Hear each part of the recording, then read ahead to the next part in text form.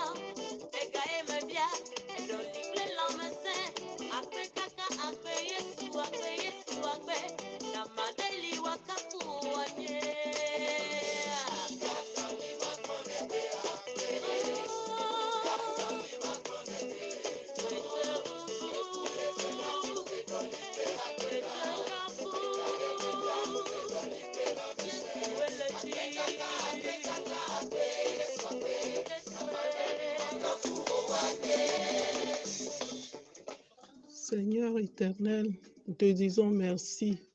Merci pour ce mois de février qui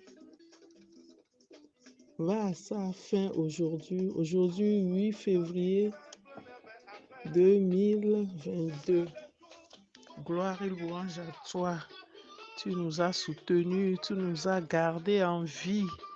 Nous sommes tout contents ce matin encore. Et nous te louons, nous te dansons, nous dansons pour toi, nous louons ton nom d'amour, ton nom, toi qui ne changes jamais, toi qui es le même hier, aujourd'hui, éternellement, toi qui ne changeras jamais, toi en qui il n'y a aucun nombre de variations. Gloire et louange à toi, parce que tu nous gardes toujours en vie pour ta gloire.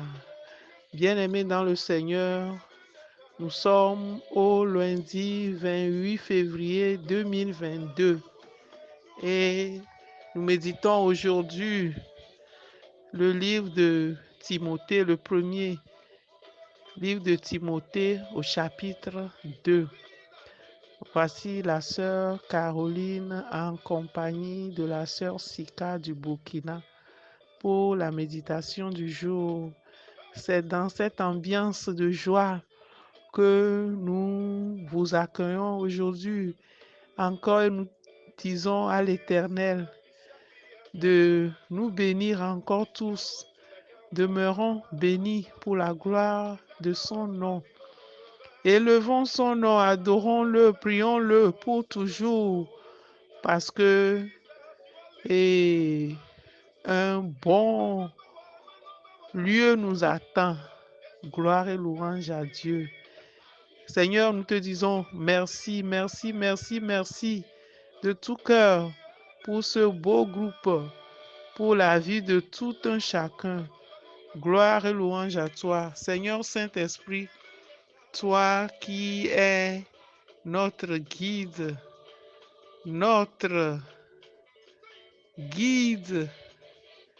toi qui vis en nous, toi qui es Dieu, toi qui nous accompagnes.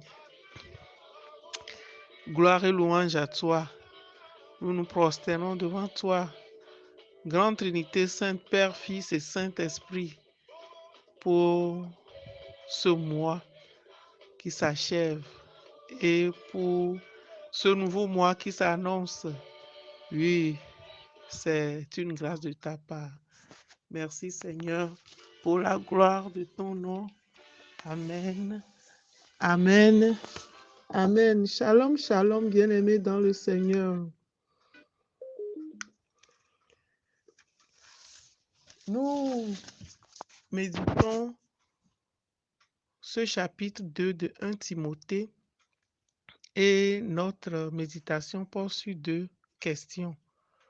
D'abord, pourquoi prier pour tous? Et après, quelle est l'attitude souhaitée des femmes chrétiennes, des femmes qui sont à Christ pour le royaume. Bien-aimés dans le Seigneur, louange à Dieu, louange à notre Seigneur Jésus-Christ pour sa vie donnée. Jour après jour, nous nous prosternons toujours devant l'Éternel Dieu, le seul créateur du ciel et de la terre, de tout ce qui est visible ou invisible. Et c'est lui notre Dieu, c'est lui notre Père, car il a fait de nous, par Jésus-Christ, son Fils unique, son peuple. Oui, nous sommes son peuple, ses filles et ses fils bien-aimés. Rendons grâce au Seigneur, car il est bon et son amour n'a pas de fin. Son plan d'amour nous a sortis de nouvelles et anciennes manières de vivre. Nous sommes devenus des nouvelles créatures pour sa gloire. Alléluia. Bien-aimés dans le Seigneur, au fond de chaque chrétien que nous sommes, nous désirons faire la volonté de notre Père. Et c'est vraiment notre désir le plus caché, le plus vrai, notre vrai désir qui loge au fond de chacun de nous, c'est de faire la volonté de notre Père. Quelle est alors cette volonté? Qu'est-ce qui agrée Dieu? Qu'est-ce qui fait sa joie? Dans ce chapitre 2 de Timothée 1, l'apôtre Paul nous exhorte, avant toute chose, à faire des prières, des supplications, des requêtes, des actions de grâce pour tous les hommes. Pas pour nous seuls, pas pour notre famille seule, pas pour les chrétiens seulement, mais pour tous les hommes, pour tous les humains, pour les rois, pour les présidents et pour tous ceux qui sont élevés en dignité, afin que nous menions une vie paisible et tranquille en toute piété et honnêteté. Et pourquoi cette exhortation? Pourquoi prier pour tous? Nous ne saurons le dire. Savons-nous pourquoi nous devons prier pour tous? La réponse est dans les versets 3 et 4 de 1 Timothée 2. Eh bien, nous devons prier pour tous parce que cela est bon et agréable devant Dieu notre Sauveur. C'est notre devoir de prier. Prier pour tous parce que cela est bon et agréable à Dieu notre Sauveur qui veut que tous soient sauvés et parviennent à la connaissance de la vérité. Et cette vérité, c'est Jésus-Christ. Que tous parviennent donc à la connaissance de Jésus-Christ. Ne nous lassons pas de prier. Que la prière ne nous fatigue donc pas. Donnons-nous à la prière. Allons devant le trône de gloire, le trône de Dieu, en y amenant dans la prière tous les hommes. C'est Dieu seul qui change les cœurs des rois. Oui. Dans le Proverbe 21, verset 1, la parole nous dit que le cœur du roi est comme un courant d'eau dans la main de l'Éternel. Et l'Éternel l'incline partout où il veut. Bien-aimés dans le Seigneur, la paix dans le monde, la paix dans ce monde que nous cherchons tant, à laquelle nous aspirons tant, dépend de Dieu et de Dieu seul. de Dieu seul qui tient le cœur des hommes entre ses mains. Le cœur des rois du monde, le cœur de chaque président de ce monde, des présidents de nos pays, sont entre les mains de l'Éternel. Et nous, les chrétiens, nous devons prier, oui, prier pour le monde. Nous sommes exhortés donc, bien-aimés, sœurs et frères, à prier Dieu pour tous les hommes afin d'avoir la paix et la tranquillité dont nous avons besoin pour toutes nos activités, pour toutes nos activités, pour notre vie, pour le monde entier. Rien ne peut aller contre la volonté de Dieu, car il y a un seul Dieu et aussi un seul médiateur entre Dieu et les hommes, Jésus-Christ, homme, Dieu qui est devenu homme parmi nous les hommes pour nous amener à lui. Gloire à Dieu. Notre rêve, notre plus grand désir est que le monde soit en paix, que le monde soit sauvé. Et c'est Dieu qui le fera. Pas qu'il ne peut pas le faire seul, mais il le fera à travers nos prières. Oui, Dieu a dit, faisons l'homme à notre image. Nous sommes les co-héritiers de Jésus-Christ et nous œuvrons, nous, le peuple de Dieu, conduit par le Saint-Esprit, nous sommes appelés à œuvrer ensemble pour la paix dans le monde.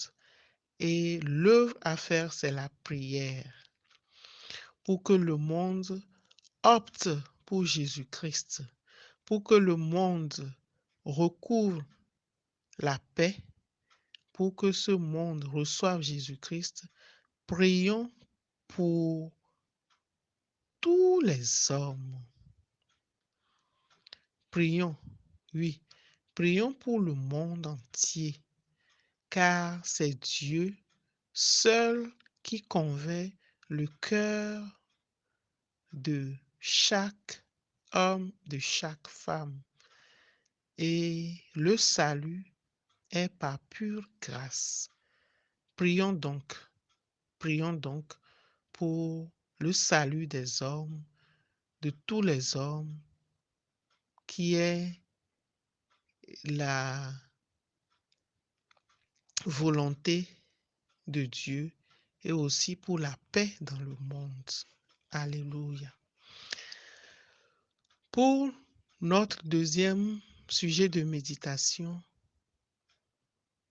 quel est le devoir des femmes? Quelle attitude la femme chrétienne, la femme qui est dans le royaume, la femme qui fait partie du peuple de Dieu sur terre, quelle doit être son attitude?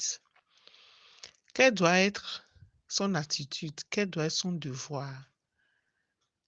Quel doit être le devoir des femmes chrétiennes? Les femmes destinées pour le royaume de Dieu. Bien-aimées dans le Seigneur, femme chrétienne doit persévérer dans la foi. Oui, persévérer dans la foi pour que sa vie soit conduite rien que par des principes divins. Elle doit persévérer dans la foi, dans la charité et aussi dans l'amour pour avoir une vie de sainteté. La femme devra être une femme de foi dans l'amour et dans la sainteté. Comment donc? Par sa soumission à la parole et par sa soumission aux côtés de son époux. Et la soumission est et demeure son caractère de marque. La femme, par son habillement, par sa manière de vivre et par son silence, sera pour ceux qui sont autour d'elle un témoignage vivant, manifestant la plénitude, manifestant la chasteté, manifestant la sainteté, la simplicité et la noblesse pour la gloire de Dieu.